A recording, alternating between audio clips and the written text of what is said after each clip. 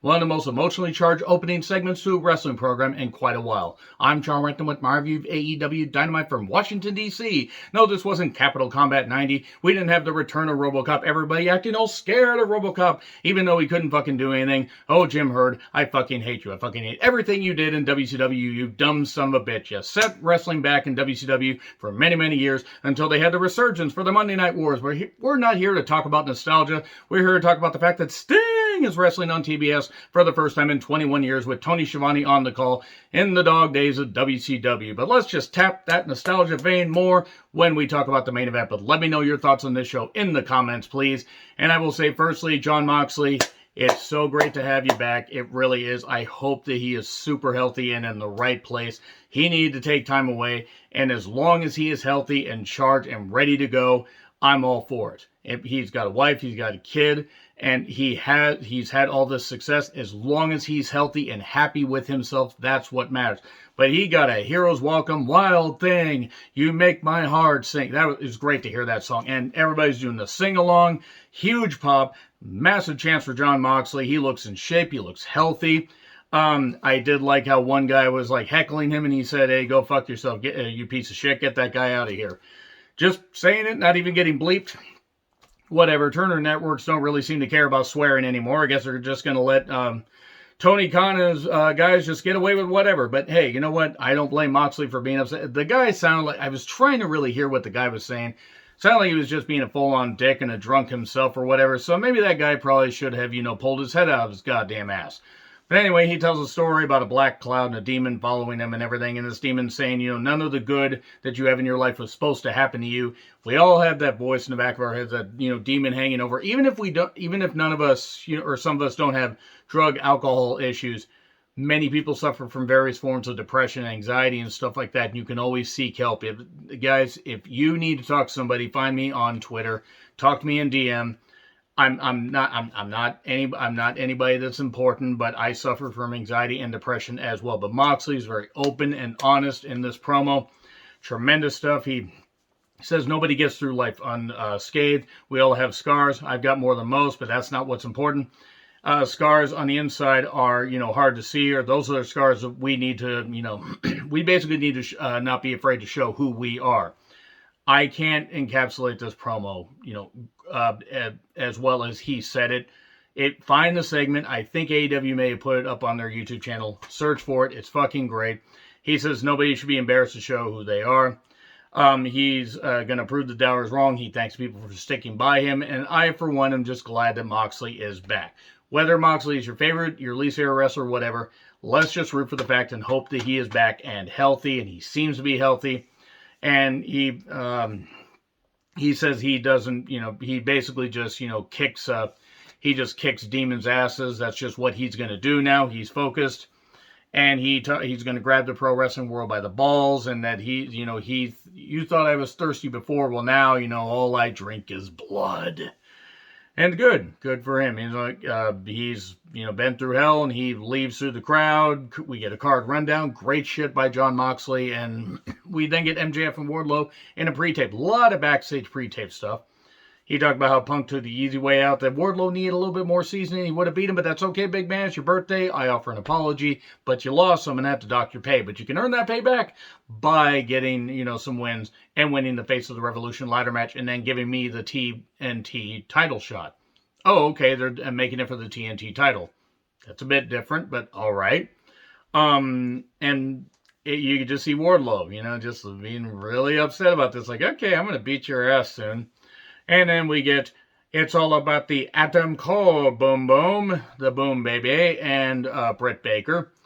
Taking on Orange Cassidy and Chris Statlander. Mixed tag rules. Okay, so I have made it well known that I've not been that impressed with the incredible Shrinking Cole and what he's been doing in AEW. I don't like this feud with Orange Cassidy. Statlander and Britt actually have put on good matches before. But it's a typical Orange Cassidy bullshit. It's stupid. It's dumb. He did this one freaking move at one point. He just, after a delayed vertical by Statlander, pretty impressive stuff. He just does a lazy fall on the Cole outside and goodbye. Just fucking just take a shit in the goddamn ring. That's embarrassing shit. If this is on WWE television, if this is on New Japan Pro Wrestling programming, I would kill it. And rightfully so. And I'm going to kill it here. It's fucking stupid. Orange Cassidy, maybe, he's a great wrestler and everything. People are like, he's a great wrestler. He's a great wrestler. Yeah, Jim Jones is also a great motivational speaker and got people to buy into his shit and drink his Kool-Aid. We saw how well that worked out. But anyway, this is just dumb. It's fucking stupid. We did get a $4.50 on the both. We got to give the people what they want at one point. And then everybody's just doing everything. Oh, look, we bring a table out. Britt goes through it. And then we get some ramp action because they had a ramp lean to the ring. And then we got, the lowering the boom with the kick. 1, 2, 3. Hooray. Adam Cole, baby. Beat, a guy and, freaking stupid jeans and everything. And a guy that looks like he couldn't whip cream. I'm sorry, but Orange Cassidy, I don't care how great of a wrestler he is. If it's a stupid gimmick, I'm going to call it out, and it's a fucking stupid gimmick. I've pushed a lot of criticisms aside, but it's just fucking stupid. And then Jericho and Santana Ortiz are backstage. And, Chris Jericho's in the capital city. It's not like the Irvine family or any members of the Irvine family have been part of anything that has taken place on January 6th last year. Oh, wait. The wife and the mother-in-law. And no, I'm not going to forget that. I wonder if Chris Jericho was going out with his stupid twat wife and mother-in-law to celebrate the fact that they tried in an uncowardly, unpatriotic way to overthrow the goddamn, country because they were all cowardly pieces of shit. And if you approve of that stuff, fuck off.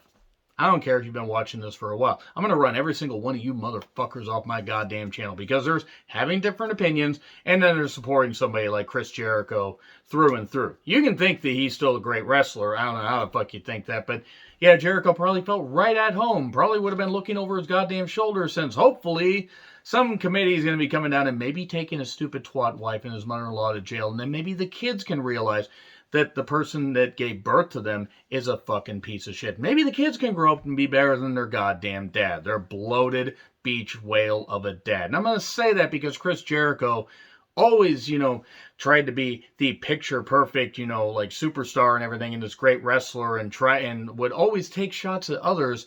And yet Jericho now is basically the aging rocker, the aging, star. The type of guy that he knocked in WCW for taking all the money and holding other people down. Now what is he fucking doing? What has Chris Jericho done that's been beneficial in 2 years? Genuine question. I can't think of anything. So anyway, we get to Santana and Ortiz basically saying in the same pre-tape, hey, Eddie brought up a good point. Why aren't we tag team champions? Maybe you're holding us back. We'll prove that we don't need you next week. So Marvez is backstage with Cole. He's done with Cassidy after next week because we are going to get a lights out, anything goes, no DQ match. That beach break. Beach break in Cleveland. I don't know much about Cleveland, or Queefland as I like to call it, but I don't think there's that many beaches there. Are there beaches in Cleveland? Genuinely, let me know. We get a pre-tape on Spears and Punk. Big pop for Punk and the sing-along. And MJF's music hits. Chorus of boos, and he goes to commentary. We get Punk versus Spears. The bell rang, GTS, and then the bell rang. 30 seconds, maybe. MJF tries to sneak up. He gets caught, and he bails up. But Punk's got the scarf. Oh, no, these scarves never heal. Billy Gunn then steals a camera and talks to Cage about getting a tag title shot, and him and his sons beat him up. This is something that people thought, was worth being on a wrestling program in 2022. Christian Cage and Billy Gunn feuding. That'll put butts in seats. So anyway, Cody is back. January 6th, bring it. No, I'm not going to forget that Cody said that. Oh, it was about the show. Of course it was. So anyway, massive boos. And, of course, Excalibur did say tomorrow's a draw-dropping go big show. Now, I like Excalibur, but he should have just said somebody else take the pitch and everything. Mistakes happen. JR sounded wiped out. I hope that JR is all right.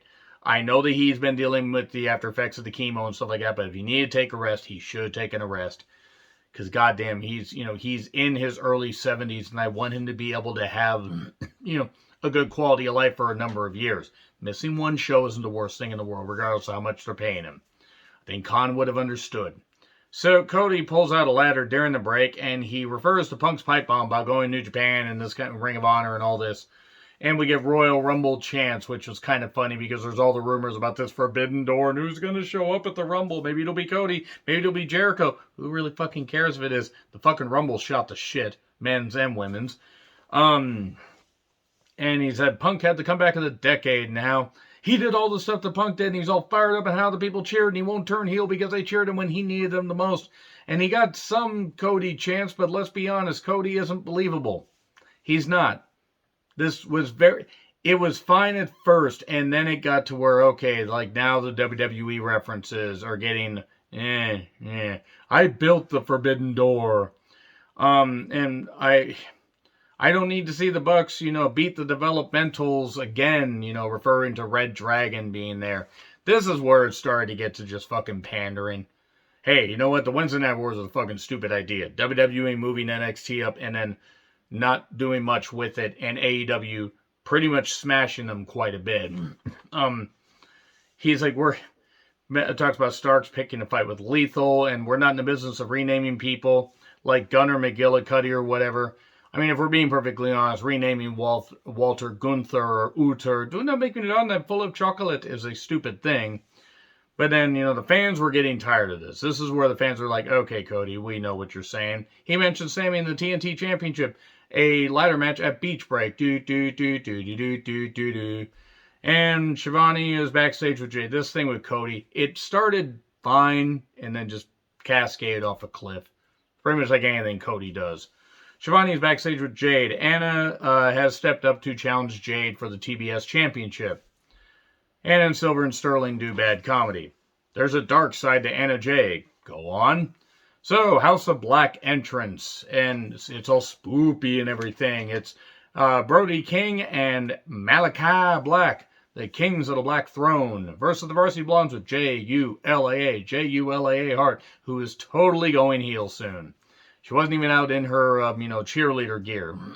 She was out in a shirt and pants and still with the eye patch. She's totally going heel. Pillman has, confidence issues about hitting Air Pillman because he slipped recently. So they glom them and end up hitting Dante's Inferno in a couple minutes. Didn't take long.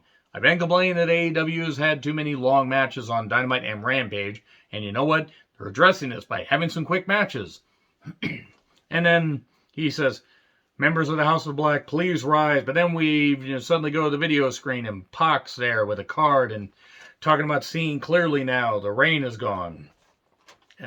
And that he's going to make a martyr out of him. Not quite Mulan's I'll make a man out of you, but whatever, let's roll with it. So we get a pre-tape on Archer and Page. Jake is back. Good to see that Jake is back. And Lambert is there, the sheepish lion Dan Lambert. If you want to fight, I'll bring one to you, Page says. And then Cutler is going to film the Bucks and co. But Rocky and Trent show up. And Rocky's kind of knocking him. Trent's like, no, let's not do that. They've got history with the Bucks. Rapagni Vice versus the Bucks on Rampage. Yay. Woohoo. Don't get me wrong, I like Rocky Romero, and I got to see him recently at New Japan Strong taping that happened on Saturday. It was a lot of fun, but So we get, you guessed it, Frankie Kazarian against Lance Archer with Lambert, the sheepish lion Dan Lambert, and Jake Roberts. Angry Archer basically pounded on Kazarian for about 800% of this match. Kazarian did fire up with a leg drop for one, but then got hit with a choke slam, black hole slam, and blackout 1, 2, 3. Hooray! Shivani then is trying to, interview them. Shivani got the microphone taken away. Lambert uses a lot of buzzwords, talks about Toy Stories, or the Toy Story, cowboy and everything, and East Coast dairy farmer getting hand jobs from heifers to give soy milk to Starbucks. I don't know what the fuck that was about. And then Archer says enough. He takes Kazarian to the stage, is going to hit him. Page comes down. They get in a big schmoz. He hits him with the title belt, tries for the buckshot, gets stopped, ends up knocking Archer outside the ring. So we get that match next week. Do we get it next week? Are we getting it soon? I think we're getting it soon. But anyway, we then get we then get Marvez with Matt Sydal, Lee Moriarty, and Dante Martin. They're focused on Team Taz because Darius still has not made his return. I know that he's been out with an injury, but seriously, at this point, we're going to have to put out a missing persons report on him. Hobbs and Starks then, have a pre-tape where they knock Dante and say, well, you have you have a little brother complex, or a big brother complex. I think maybe it's a big brother complex. Apparently there's a complex for a show called Big Brother, but I've never actually fucking seen it. I don't want to. And nothing against anybody that does. Anytime anybody's tried to describe the show to me, it doesn't interest me. Interests you, that's fine. Shivani is with Statlander and Velvet. Shivani was going all over the place. Statlander, Velvet, and Hirsch is pissed off about losing money and pounds them both and gets the arm bar on Statlander. Sky Blue took on Serena Deeb, and much like her husband, Serena Deeb decides to go for the young women. And I'm not going to apologize for that because Marty Scurll, he can can the fucking thing about the age of consent. He can fucking can that. He fucking did what he did, and he shouldn't be allowed in wrestling. Serena is a fucking scumbag for marrying him.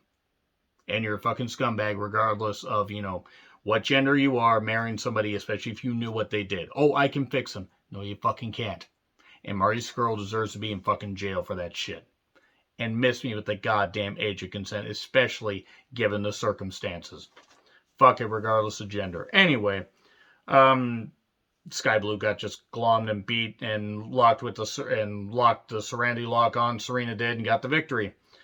So then we get a pre-tape with the Men of the Year with Lambert, the sheepish line. Man, Lambert's all over this goddamn place. Ethan challenges Mox. Hooray. So Rampage is going to be live. Okay, that's a bit weird. Moxley versus Ethan. Trent and Rocky versus the Bucks. We've got New Japan clips. Is the TV station going to, DMCA them like they have everybody else? So, Hook versus Serpentico. Okay. And then we get a Hook video package. So at least on Rampage we get to see Hook. So Jade versus Anna Jay. Anna Jade, if you will. Dynamite, Beach Break, dude. Okay. Cody versus Sammy in a ladder match. Cole versus Cassidy in a lights out match. Jericho, Santana Ortiz versus Garcia in 2.0. We cut to break. We get a Sammy video package with flashcards and seemingly Ty Conte holding the camera. And then we get Velvet versus Laylah Hirsch announced for next week. Okay. Andrade now owns 51% of the Hardy family orifice. Does anybody fucking care? But the Hardy family orifice and Andrade El Olio. What the fuck is what? Why? Why does any of this matter? And I'm not even talking about the talent and this Hardy family orifice. This is stupid. There's too many stables, too many meaningless stables. Andrade means dog shit. He means absolutely nothing. He doesn't mean fuck, and he means fucking all in AEW. Like, seriously, he doesn't mean anything. Just fucking have Jose speak for him. Because Andrade tries, but he's bared, seen, and not heard. And this is stupid. It's goddamn stupid. Anyway, Acclaimed did a video mocking Darby's, thing about doing black and white stuff with cars. And Caster did have one funny line in his rap. Sting's going to learn a lesson. We have him looking worse than Starrcade 1997. Or Starrcade 97. Which, as somebody who lived through the Monday Night Wars, let me tell you right now, that's one of the biggest builds for a match that was a fucking popcorn fart. And I will never forgive Bischoff, Hogan, and whoever else for fucking ruining that goddamn match. That was fucking horseshit. Oh, but he won at the end, and then they turned around and got rid of the title and switched it the next night. Great job, guys. So we get Sting's first match on TBS in 21 years. The Acclaimed glom Sting and Darby, put a chair on Darby's neck, slam him into the post. He's taken out, and Grandpa Sting, Sting Vincible, takes him on for a bit. Gets beat up, but keeps firing back. And eventually Darby comes diving off of the stage. And then we get Sting ends up at one point diving onto more table than Caster. And Darby's in the ring. Ends up hitting the coffin drop. 1, 2, 3. And that's it. There you go. Was it a bad show? No. Was there some stuff that was kind of Sure. But you know what? At least it wasn't a bad episode of Dynamite, though I'm going to say they still have some stuff they have to iron out. They got to reel back on some things, and they got to release some people, or maybe not release, but just let some contracts run out, cut down their roster, and figure out who they want to use and everything, because it's getting to the point where it's getting so busy, they They curtailed it back a little bit here, but I'm a little bit worried that they're going to hotshot too much stuff, and they still got a few weeks until their pay-per-view. That being said, Mox's return, Sting being able to wrestle for the first time in 21 years on TBS, and a couple other things, it wasn't bad. Let me know your thoughts in the comments. Like, share, subscribe, Twitter handle in the description. I'm John Ritlin. I'll see you soon.